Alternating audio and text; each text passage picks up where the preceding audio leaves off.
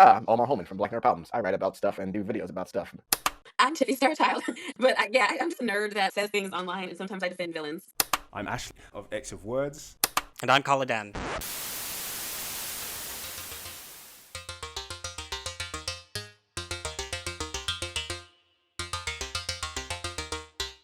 Hey everybody, welcome to the big crossover we are calling Referential 97. So go listen to Khalid's podcast, and this is also Words 97. We have great nerd guests talking to us about X-Men 97, the nostalgia cartoon that we are loving / hating / crying about / obsessed with / don't want to be obsessed with. Let's go. X-Men 97. I'm excited, but I have like some reservations about slightly. Mm-hmm. I enjoyed watching the first 2 episodes, so I feel like a lot of those reservations that I had coming into it, I think probably like slightly influenced by the discourse online. I won't say went away, but I was like, okay, at least I can sit down and I can enjoy this show. I think as long as you're giving it a chance, like you're doing more than most are, because most folks are like, oh, it's not the same, or like, oh, it looks different, and like you're not even giving it a chance, even if it's bad. Like, hey, I'm hungry. Brother been starving. Right. You know what I'm saying? Like, listen, not all of us like to admit it, but Marvel's like, here your scraps. I'll take it. Like, but like, also it did work out, and you can see like even more than because I was worried about the art as well, but like even more so than that, you can tell like, oh man, I know this is from this comic book. I know this is from this story, and like that's I love it. Like that's really all I want. Give me that source and make it different. Like like this, perfect. I really love the fact that it actually was an adaptation, like exactly like you were saying, that they're taking things and it added something for the reader. Like, and if people who want to go into and read these stories, they'll be different and they'll be interesting and they'll be exciting. But then it's also something new for us to watch as people who have read these comics and really enjoyed them. Oh, you're being so podcasty. This is how I speak, though. I don't like it. Oh, but you want to really fight. All right. Damn. Oh my god! I don't like it. By being informative, I'm sorry. I'm being informative. I'm listening to people like, oh, you're doing your job. Oh, disgusting. Yeah. Well, tell me, what do you feel about Marvel animation? I feel like it is the discovery arm of Marvel that it doesn't quite understand what it is yet. They've launched a whole cinematic universe by establishing a really strong backbone throughout the films that keeps them linked. And animation is where they play and explore stuff. And sometimes it hits, sometimes it doesn't. What If is the most consistent arm where they've tried to build as much in animation around one central theme, a similar animation style. It looks similar. Then you've got, I think, amazing things like Moon Girl. I think Moon Girl is one of the best things to come out of Marvel animation. But that's because it had a point of view. Do you know what I mean? It wasn't trying to set up a universe. It was like a cool little thing. With X-Men, I think it's the best way you can do a very basic story. They've taken us back to Key Stage 1, baby's first X-Men class, and the beams are good, and it's very piang piang piang piang piang, and I'm enjoying it. Do you know what I mean? Yeah, I'm enjoying it for what it is. Yeah, but I feel like, if you go back to like your childhood desk, and it's like, oh, this was sweet. You've outgrown it. Do you feel like you've outgrown it slightly? I'm at a small desk again. Everything's sweet. Look, there's crayons. Look, a lemon. Oh, elephants. Yeah. Looking back at that desk, like, oh, like I've outgrown this. Do you not feel like some of the? I hope I'm not jumping ahead, but like, do you not feel with some of the themes they were talking about with this that, like, I guess, like, oh yeah, this old thing, but like now you're adding a Funko Pop to your thing now, to this old thing you had before. Now you're like adding to it. Like, oh, if I'm sitting down at this desk, I'm gonna like, oh well, here's my new laptop. Here's these new things I'm into, my new figurines and stuff like that. Do you not feel like it's added to it with that? Because the tone of it is different. It was pretty adult then, but like they've leaned heavier into that because we've grown with it as well. Oh, 100%. Tiffy, what do you think? I love Moon Girl, and I like What If because it offers something different. Like, if we weren't getting cute animation from Moon Girl, or even this kind of nostalgic, sometimes choppy animation for X-Men 97, I said it. I think that What If would maybe bother me a little bit more, but I like What If. I'm liking that Storm is going to be up in the next one, so I'm excited about those things. My thing about What If is that it's like they're going for realistic style humanoid kind of thing, I generally have this thing against the MCU where it's just like, just put them in a weird cape and I want to see them fly in like bright colors. Just do it. Yeah. Just come on. Just give it to me. I think there was such a wasted opportunity with What If when it went back to Doctor Strange and the Multiverse of Madness, because he encounters that like dark Doctor Strange, but it's not the one from What If. And I'm like, you had this incredible story. Why wouldn't it be linked? Like, you had an opportunity. You were playing with multiverses, and I just feel like once again they need to be in a group chat. They're not communicating because like, how did they drop the ball? And the idea was like right there. Because everyone in What If is ugly. Everybody in What If is ugly. I'm sorry to say it. I'm breaking my silence. I've been quiet for too long. Because it's ugly. Everyone is ugly. I don't know why. It's something they do with the faces, with the mouth. I don't like it. I don't enjoy looking at Is anybody. it too real for you? Is it too like you're getting too close to reality? I can't. It's not. It's like Coraline, but less frame rate. Giving Tomb Raider like video games slightly sometimes for me. Yeah. Stop it. The original Tomb Raider with the. I'm not going to go into which one exactly it is. I'm going to let the people decide. But I don't mind it. But that's why I mentioned Moon Girl, because it has such a distinctive style. Moon Girl is perfection. It really is. And I'm in a rewatching animation phase, specifically American animation. So I just rewatched all of Avatar. And now I'm like rewatching Steven Universe, and I have Young Justice coming up next on my list. Like, I have all the girls. All the girls are here. So like, I'm really looking at this stuff. I've not watched them in maybe like a decade. So since I was like a lot younger, a teenager. And so now looking at it, I'm like rethinking my feelings about it then, and like my own perspectives now, and just like seeing that dissonance has been fun. It's been fun. DC blows Marvel out of the water hands in down. Animation every single time, except where it comes to black folks. If there is a Marvel animation led by a black person, there you go. Across the Spider-Verse, Moon Girl, like untouchable. But if every time I see King Shark in a DC animation, I'm ready to throw tens. I don't understand why, especially if they put him in a Hawaiian shirt. DC has had animation on lock since as far back as I can remember. And it's always really been frustrating to me how Marvel just never really went into it. So I am excited that it feels like they're investing in it finally, especially like with the current state of the MCU. Just put the money into animation, please, because there's this weird disrespect I find in the West to just animation, and I'm like, come on, we need to break that already. Yes. If Disney's not going to be the one that does it, then like Jesus Christ. I find it kind of insulting that Invincible is kind of like the number one superhero show. That's not me saying I dislike it, but like I know. I was like, Marvel and DC are right here, and it's like y'all ain't gonna like do an adult animation. What's wrong with you? Fight back. I think they're the only animation that has effectively crossed the Venn. So in Western animation, you've got this real split between like quote unquote kids animation and then quote unquote adult animation. And adult animation has become very, very homogenous. That sort of Family Guy, what's it called? American Dad. Edgelordy kind of. Yeah, edgelordy ones, or Rick and Morty. Everything is either Family Guy-ish or Rick and Morty-ish, and everyone is hyper profane, and everything is super gory and this and that. Or you've got like the kids animation. I think that can like translate to adults, like a Steven Universe. Yeah. And I think Invincible did both of those things. Like, it will punch your brains out, but it's also kind of funny as well, and it gives you like the nostalgia kids action cartoon stuff while also giving you the adult characters and themes, which I think is cool. Because again, Rick and Morty, everyone's ugly. Why? It freaks me out, the pupils. They should never draw the pupils like that. The scratched pupils actually... There's something that makes me very uncomfortable about Rick and Morty. Just looking at it, I'm like, oh, this isn't pleasing to me. Why would you bring this to somebody else's club? That's sad. What? Wait. This isn't pleasing to me. If you can't go to Bella Noche's, where can you go? Where can you go? It's upsetting me at home. Pupils, like me and Tiffie standing in the background of every scene.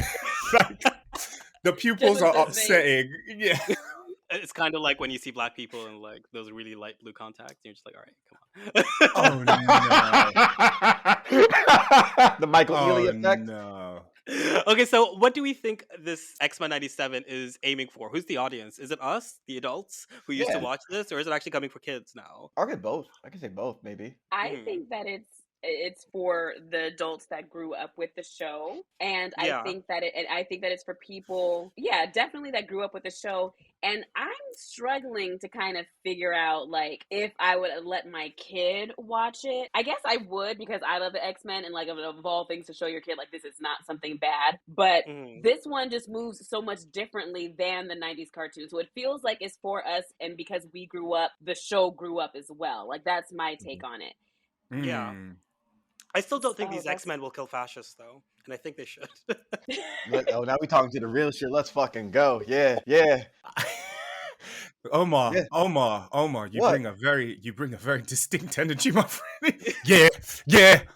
I thought you was gonna crump. That is the thing that we gotta be like. It is.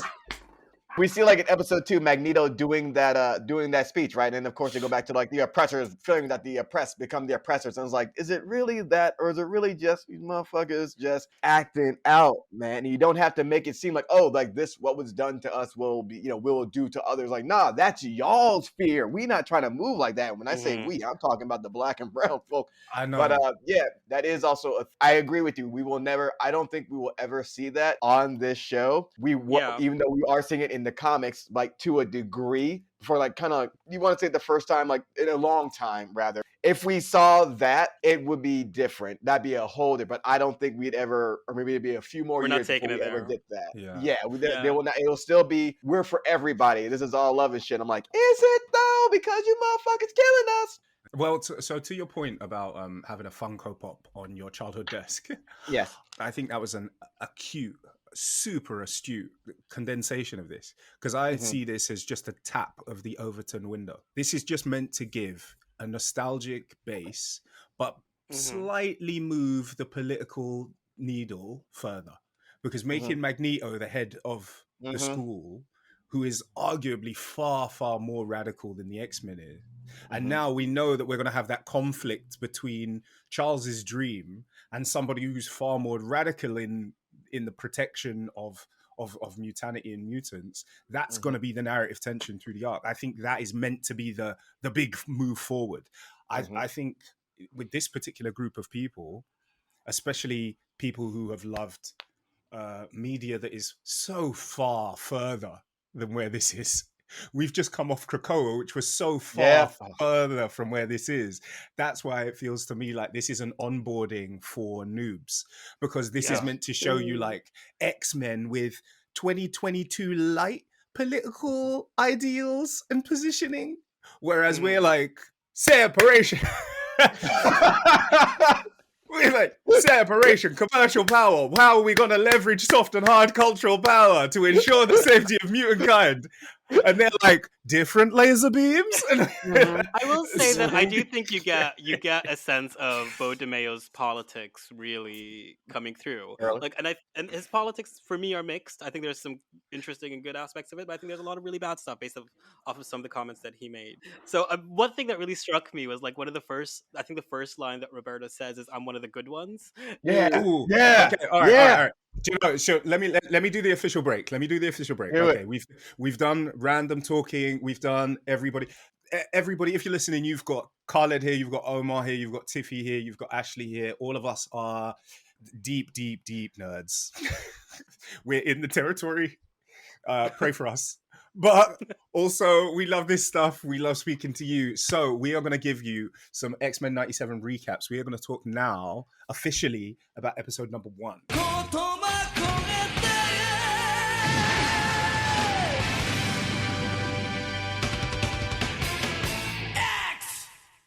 If you haven't watched episode number 1, this is the time to hit pause and hit play somewhere else and come back and meet us in a little bit. Spoilers, everything. Yeah, but if you haven't, here's a quick summary. Episode 1 kicks us off exactly after the end of X-Men 96, hence the 97. This is meant to be the year after. We're back in that fuck-ass mansion. I'm glad you brought it up because I've been dying to talk about it for a fucking hot minute. First of all, everybody, sorry, we are. I hated it. I saw that couch. I saw that old fucked up TV. I said, we're down. But okay, Beast is still in his underwear at all times of day. We down like Storm in episode 2. The breeze is gone. Yeah. Oh, don't. Because we're going to get there. But we're back in the mansion. We're back down to some mutants. And basically, Charles Xavier is dead. Boohoo. So sad. next point. He's not dead. He's in space. Who cares? Truly. All right. Sorry. Sorry. He's gone. I realized that his date of death is 11/11, and that's the necklace I wear around my neck. And I'm just like, oh, you see how the universe aligns that I wear the death of Charles Xavier around my neck? Wow. Wow. I caught that real quick. If you didn't know that there was a level 800 of hateration, Tiffy has just showed it to you. You were there. Tiffy just went Super Saiyan 3 of hateration and said, by the way, my angel number was the time this old bitch died. And I think that's beautiful, personally. Yeah. It pleases me and my ancestors. The universe is healing. My angel number is when Jean died, but that's just different. Which time? There's so many. I was like, how many angel numbers do you have? It's a long chain. The necklace is long as fuck. You got to walk into the room sideways.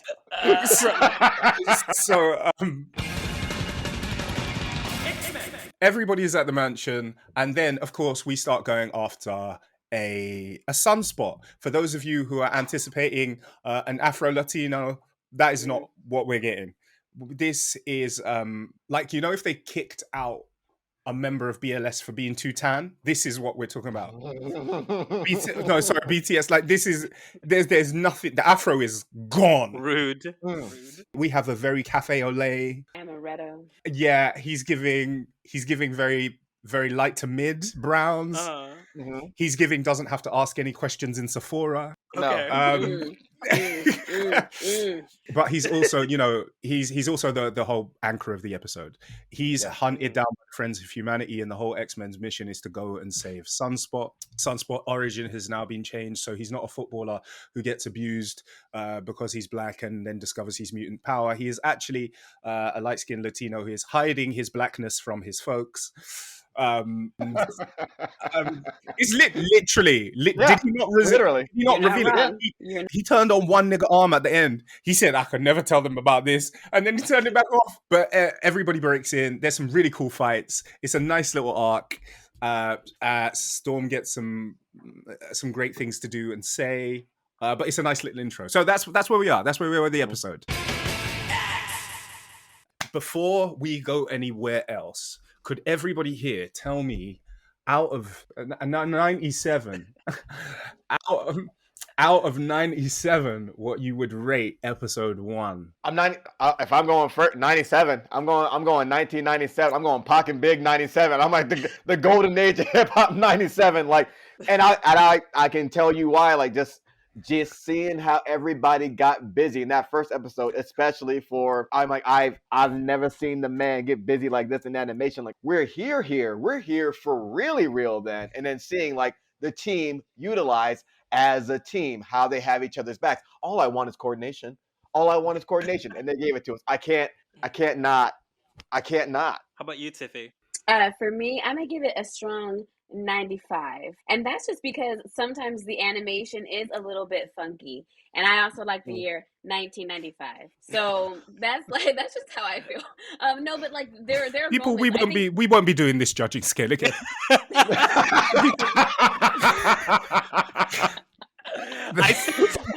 Y'all ignored me. I said 10. No. But I like it, but there are moments where the animation is just a little bit distracting, and I feel like they focus on the fight scenes because the fight scenes looked really good, or like Jubilee in the club. Those moments look really, really great. So it's like some could look so good, and then some could look so awkward as well. So I wish that that was just a little bit more balanced. But I'm also hoping that it's kind of like with Sailor Moon Crystal, where that first season looked really, really strange. It wasn't bad. It was just strange. And by the time that they continued in later seasons, they got the budget and, you know, they listened and they fixed it. So hopefully in the future, that animation just kind of catches up. Because I'm just like, I get it is the aesthetic of the 90s, but we're in 2024 and we freeze now. So we don't have to live like that. So. Khalid? I'm going to give it a 63. Ooh, god damn. Why is it spicy? And I say that as a harsh critic, but also because I think it needed the second episode for it to get me excited. I had to Ooh. watch both. The first episode I felt was like, oh, okay, I've seen all this before. I like it. It's fun to look at, but like this is exactly as I imagined it might be. So I needed like, okay, now Storm's getting a story. Yay. Episode 2. Emotional stuff is happening. And I think I heard more of the tone of the writing that the series is aiming for with like the Magneto monologues in episode 2. I was like, okay, now I'm more clicked in. But yeah, I didn't hate the first episode, but I thought it was decent. It was good. I'd give it an 80. Okay. I'd give it an 80. That's when the crack epidemic was at its height. Jesus Christ, Reaganomics? Wow. 1980, crazy year. It'll trickle up. It'll trickle up. All right. We're never doing this again.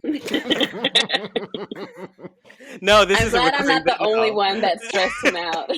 Please. No, this is a recurring bit just because you hate it. Yes. Anyway, go on. Explain your vote. It was meant to be cute. It was meant to be a little thing. People talking about crap. I can't even say it. I said crap epidemics. We're talking about children's cartoons. Yeah. Jesus. So I'll give it an 80 because I actually think the first episode was way stronger for me. A second episode is where shit started to crack a little bit. I put away my comic reader's hat for this. Oh Yeah, as a comic reader, we would have been down in the 20s. But I literally can't carry that hatred. And it's foolish. Do you know what I mean? This cartoon adaptation is not the era of comics that I love.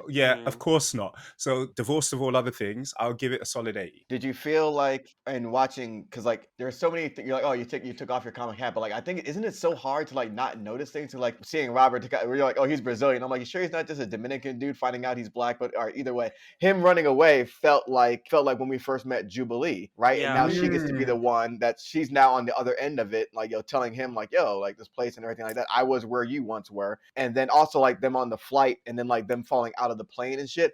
It mirrors like that second mission the X-Men went on and the 75 team went on and shit like that, where they're all like falling and then had to like come together and shit.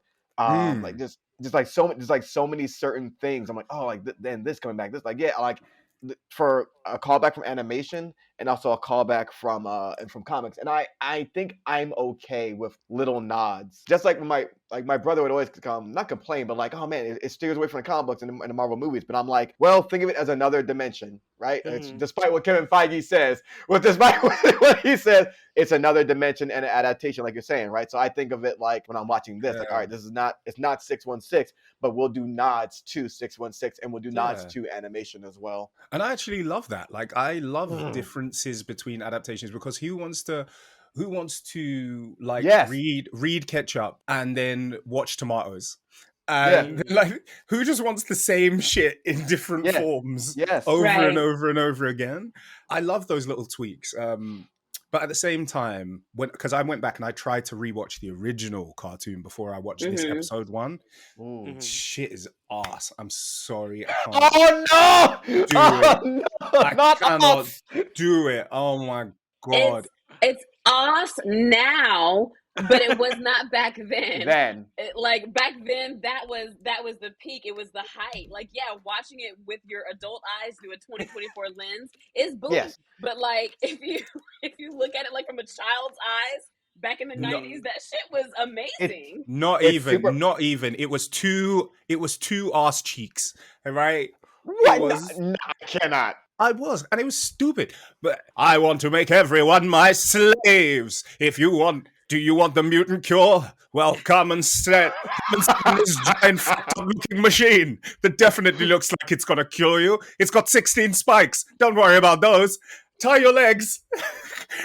I'm sorry, but when he revealed, I tried to watch the episode where Mystique was working for Apocalypse, and they were pretending that they had a cure, and then they were changing people into Apocalypse's slaves. I said, this is the whitest shit I've ever read. It's the black man trying to create the slaves. I said, all right, and then they broke out. They broke out the Rinky Dink Connects My Little Ponies for the. Oh my God. They galloped into the sky. I said, now what the fuck? You know what it is? You know what? Because like, think of it like, I mean, I understand, like, looking back, it's almost like I'm a friend, Will Evans. He's like, yo, I can't, Yu Yu Hakusho, I can't. Like, the animation is gone. We've gone too far. I can't watch it back. and enjoy it. I feel the same way with fucking not the Land Before Time. What the fuck? The Never Ending Story. What the fuck is that? The Never Ending Story. With, Oh no!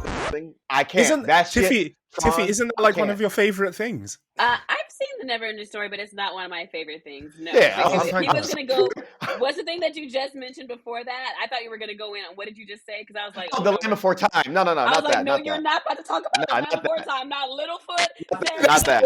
Peachtree Spike. You need to leave them alone right now. Don't do this, Omar Holmon. Don't do this. Never. I knew you said one. I knew you said one that Tiffy and I had talked about. I was like, wait. You activated me like I was. It's even if you look at like a video game, right? Like man, Super Mario Brothers, right? Revolutionary, but that doesn't do shit to like Mario Odyssey as well. Like that time frame, like it's like you had to put on rose-colored glasses to look at it because like I had to appreciate then. Like God, I was crawling then. We running now, but I gotta appreciate where I came from back when I was crawling in the muck. In the mud, it was bad out here. Dude, and you know what? Sorry, I'll tie that up, and I'll be less hyperbolic. I'll be less hyperbolic this time. What I actually thought about the original X-Men show was that I think the politic of it was too weak to make a point, and the animation of it was too rudimentary to be a good action show. So I tried to watch episodes where they, to me, weren't really saying anything, and also weren't really showing anything. When I went back to this one, what stood out to me, and I totally agree with Tiffy, the animation can look a bit jilted sometimes, but as soon as like the frame rate ups and people start moving fast, like they can sell. I was like, we finally hit a point where you can give us an amazing looking show. Like breaking when Rogue busted through the metal and they zoomed into her catching Beast by the underpants. I was like a specific moment of disrespect that I really enjoyed. I thought that was shady. She scooped her hand right into his brief, and I know she whispered in his ear. You better wear a motherfucking harness next time because your shit is wet. It's nasty. The way she threw him as well, so he did a backflip. Like, get my hand out of this motherfucking briefs. I felt like it was a better show. I feel like the political discourse that the show actually tries to convey is a little bit stronger, but also the animation is strong enough that it's a really compelling watch. Yeah, I mean, I agree with a lot of your points there. I think you, Ash, I also don't bring nostalgia into this because I didn't watch it as a kid. So I think that like I'm a bit distant towards it. So I did go back as well and I watched the Graduation Day, I think it is, the last episode again, and I was like, oh, it's interesting. I did like the camp of it though. I really like the whole the grandeur of the way they all speak. I'm glad that that Storm hasn't lost that. But just about that point about the politics, I really agree with that, and I think that's one of the reasons. Just to go back to earlier what I was saying about Roberto, when we first see him, he mentions about how he's one of the good ones, and I don't know why. As I was watching, I was like, I don't know how I'm meant to take that. Whether and I feel like that is kind of my perception of the politics of this show is that I kind of distrust it because I feel like it is really like it's really committed to that dream of coexistence and peaceful reconciliation and just like those idealistic Xavier dreams.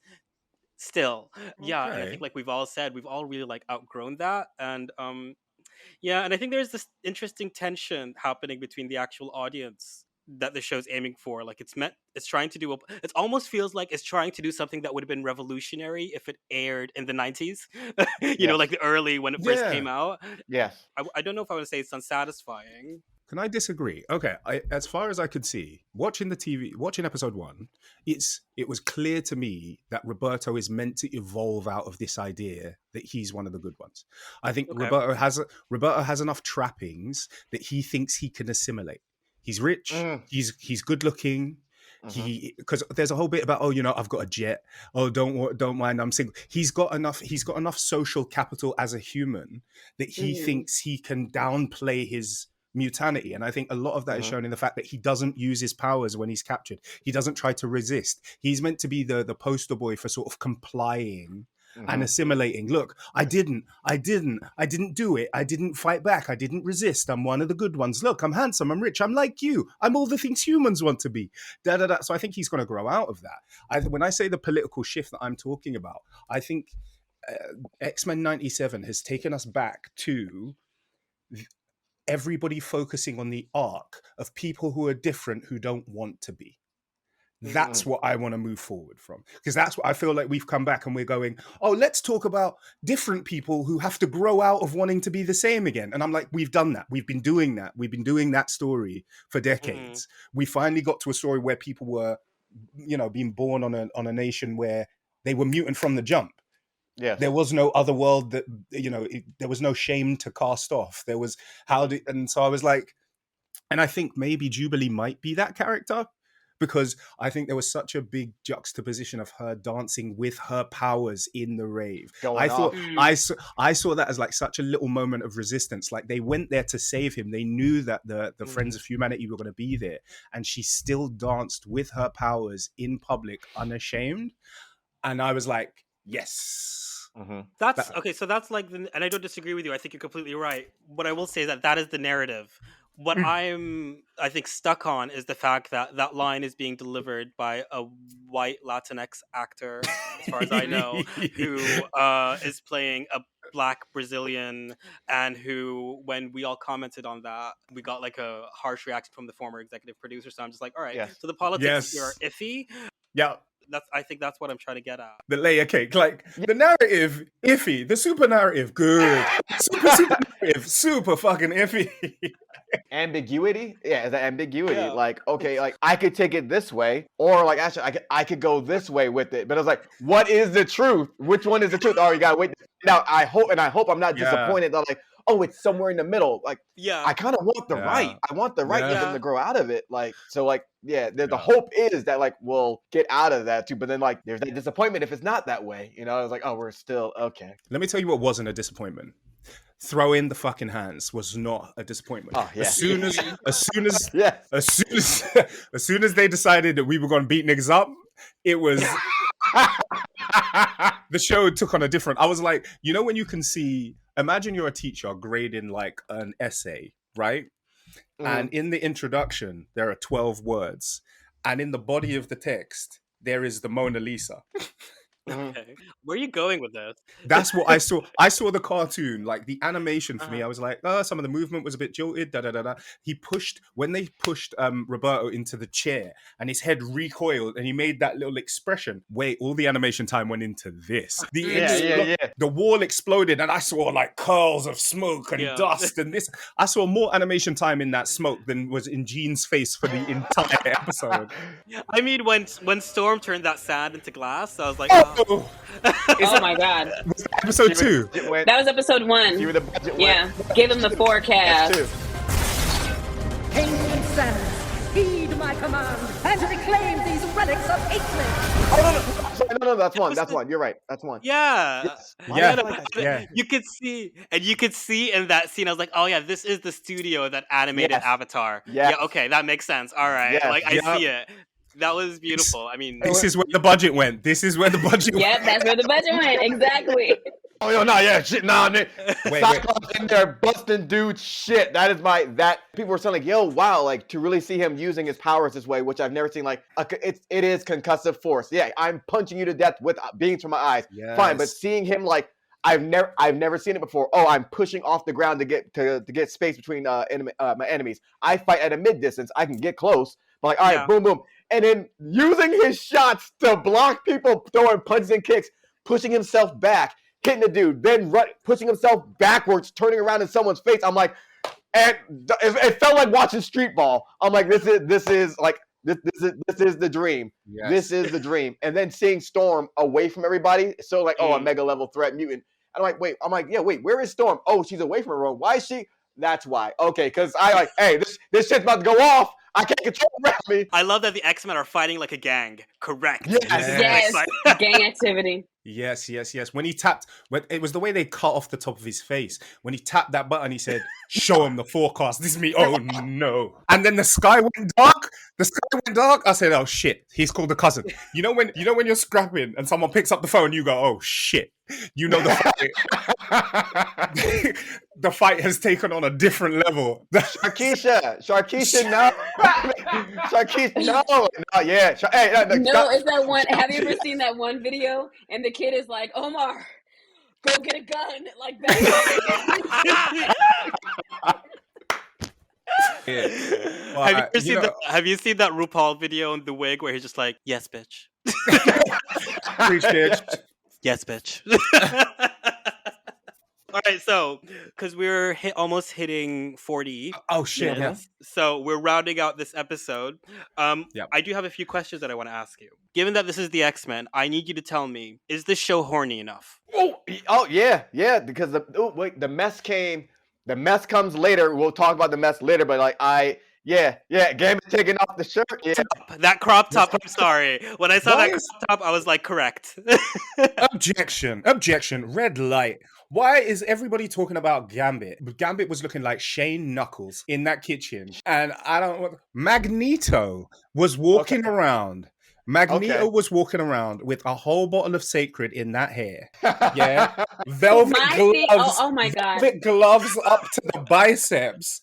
The body was... Did you see when he leaned against that thing? And they said, where's... Yes. He said, don't you worry about it, girl. He said, he leaned on top of me. He popped that little hip out. I said, ooh, man. Sassy. So sassy. It was giving Old Maiden kind of shoes. And, that's not my ministry, but I'm glad you loved it. They gave Magneto Storm's hair, and I resent that so much. That was the hair that Storm was meant to have. The way that it's blowing in the wind, I'm like, oh, they didn't feel like animating that twice. That's what's going on here. Even her little mullet hawk don't move the way it's supposed to. And why do her and Gambit have the same goddamn hairstyle? Can I lie? Can I lie? Can I fucking lie? And Oh my God, they the do. same hairstyle. Only we see more scalp on her. Why is there a tail in the back? That's a long rat tail in the back. Hawk. It's a mullet hawk. It's giving My Little Pony in a way that I was not comfortable with. It's giving Sonic. It's giving Sonic to me. It's giving Super Saiyan in the front. It's like she's a goddamn Super Saiyan. Oh no! It looks like a scoop of ice cream for me. Like I will say, like, I don't love the hair, obviously, but like for me, like I guess we're moving on to the second episode in a bit. But if we're moving on to like have the whole life-death arc happen, why don't you just give us a hair reveal? This is solid. This is solid second episode stuff. Yeah. This is solid second episode Save stuff. it. So do we have any sort of first episodes? Oh, so this is my categories that I have. I want you all to name the winner of this episode and then the loser of this episode. Let's start with number 1. X-Men. Give us your winner of the ep. Cyclops. Someone said it's a love letter to Cyclops. Like, yeah, we're gonna do it right. We had 20 years of slander. We're gonna do this shit right. He free-falled out of an airplane. Oh my God! Everybody caught everybody else. He radioed in. It's like he said, "Oh, are all you broke niggas safe?" Yes. He said, "All right, well, let me do what I need to do." He actually accelerated into the ground. He turned himself into a little missile. He said, and then he blasted the ground. And then they all stood in his eye hole. Yes. And he went to me, my X-Men. I said, well. You and your powers to your best of your abilities. I'm gonna blast the ground. Fuck it. I'm crazy. I'm like, yeah, you got it. You got it, man. I'm gonna go simple. I'm just gonna give it to Magneto. I mean, he's an heiress. Ooh. I love that for him. He's coming to this episode with a bundle, a new suit, a new house, a whole army of children. Yes. Yeah. And a lot of money. Picture. Yeah. The picture with him and Charles, like the two spikes of the M went right down to where you meant to be looking. Just here's a question for the room. Knowing that Storm's only mutant feat this season was in episode 1, are we still happy giving it to Cyclops? Because we just agreed that the lightning, the glass hurricane, that was Storm, and that was episode 1. And she's depowered now, so we ain't seeing shit. They said, you ate that one little thing. Listen.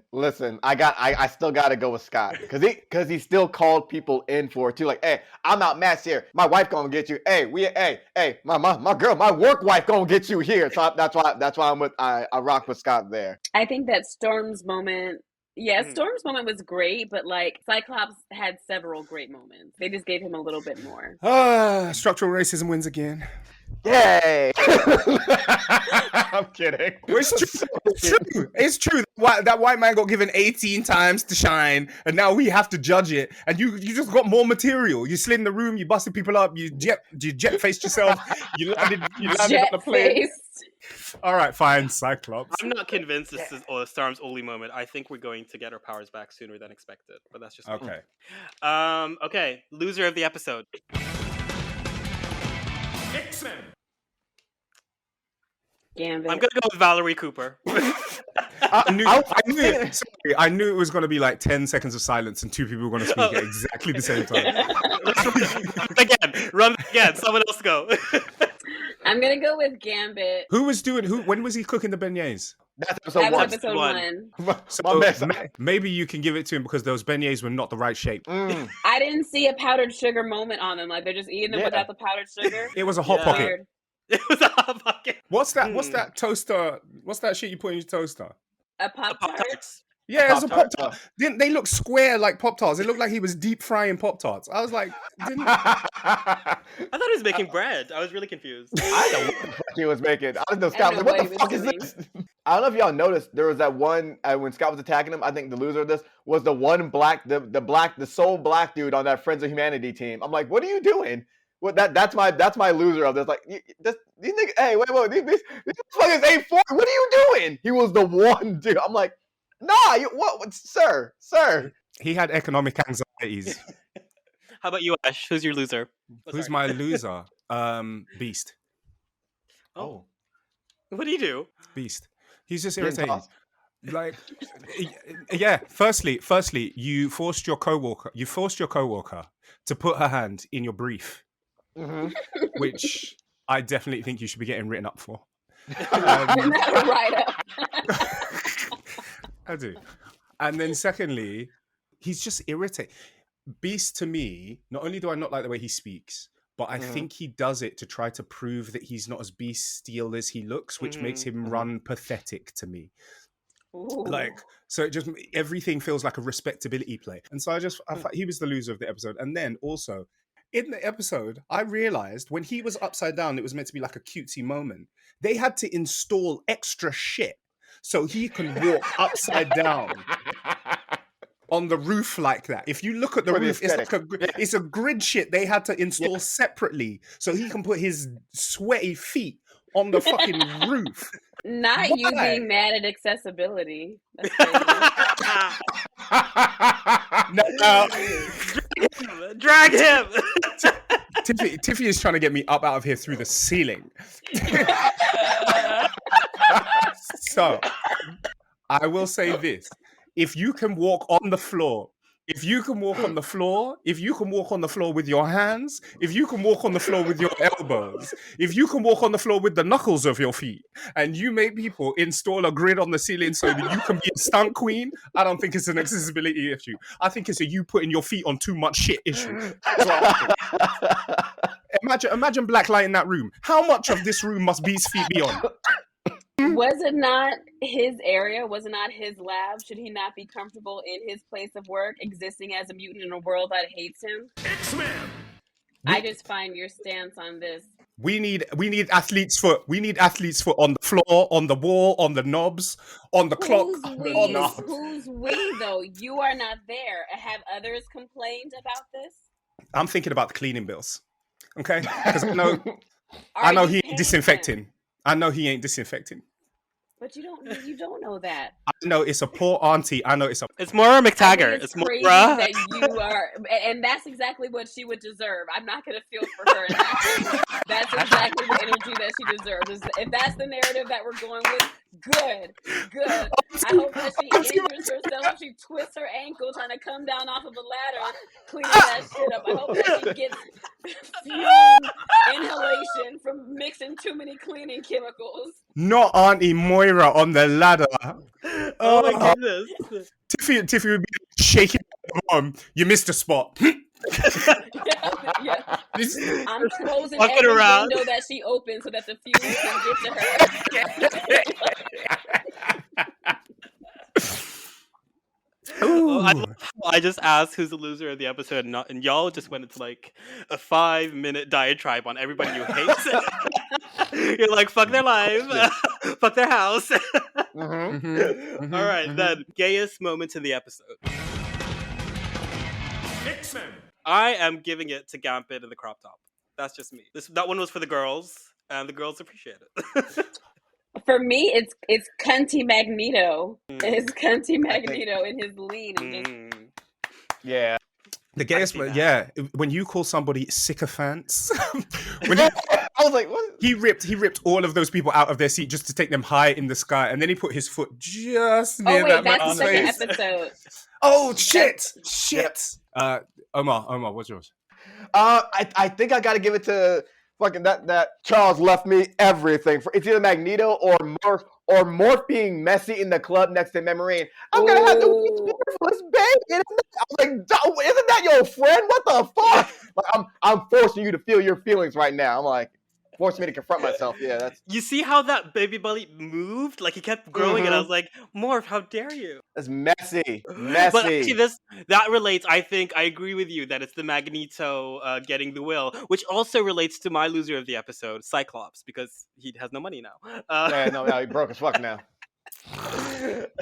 Okay, you said let's stick to what's important. Who ended up broke? Fuck all this mutant shit. Like Where's the money? Gene, get out. Gene, get out now while you can. You have a baby to take care of. Blackest moment of the episode. X-Men. I feel like it was when Magneto put his hand on Scott's shoulder. That was funny to me. I think that's episode 2, though, isn't it? That's 2. No, that was episode 1. Because remember, Gene was like, "Oh no, I can't scan his brain because like that's how he's feeling in this moment. That can change." And Scott was like, "We can just scan him every moment of every day." He was trying to calm things down, and he goes and just puts that hand on Scott's shoulder, and Scott's like that moment, and just like, don't fucking touch me. Like, yeah. What are you doing? Back to back. That was the whitest moment and the blackest moment. All from the same. We need to monitor him every second of every day. Because that is some high Caucasian stuff. Because fuck this man. Police him. God damn it. I feel like I did not like Gene in that moment because I feel like Emma would have been like, "Oh, I've been in his head for the past hour. Everybody here is late." But Emma would have been like, if he thinks about betraying us, he'll shit himself. And that's how we'll know. Don't you worry about that. You ever smell something funky? Mm-hmm. For me, I think it's getting the wife. Oh, like, I ain't gonna do shit. My wife gonna get you. Like, yeah, that's it. Yeah. And then Gene just, with the helmet on, guy was, oh God, what the fuck is this? Oh God, that's my shit. I'm gonna give the blackest moment of the episode to Bishop and Storm. Ooh, because they came in, they busted into that that Friends of Humanity. Yeah. They said 2 quips and then they laid down. And I do not believe, after all the things that we've talked about online, I do not believe that either Gene, Bishop, or Storm ever really faints for real. Because that thing exploded a good 50 meters from them, and then both of them were laid down in the most like dramatic, like it looked like they did it on purpose. Like, oh. And then we had like this beautiful black mutant moment, and then they were both like, nah. Clock out. You said intro? You said we had the intro? Okay. And that was a lovely moment of unity in both like unity. That's what it was. Yeah, in both labor and rest. I will give. It's so stupid. Yeah, and I think this completes episode 1.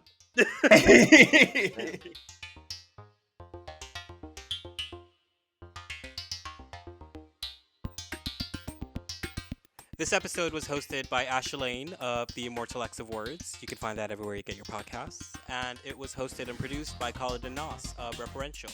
You can also find that podcast everywhere you get your podcasts. Make sure you follow Omar at Omar Holmon and Tiffie at Tiffie Starchild. You can find Ash at Van the First and me at Also Perf everywhere. Episode 2 is imminent on both feeds, but you gotta make sure to follow both podcasts because we'll be alternating. So, episode 3 is going to show up on my feed next week, and then episode 4 is going to show up on the Immortal X of Words feed the week after. And so on until episode 10, the finale, where we will go back to sharing. So, make sure you stay up to date. And give us 5 stars and a nice rating. Make us want to come back. All right. Thank you for listening. Goodbye.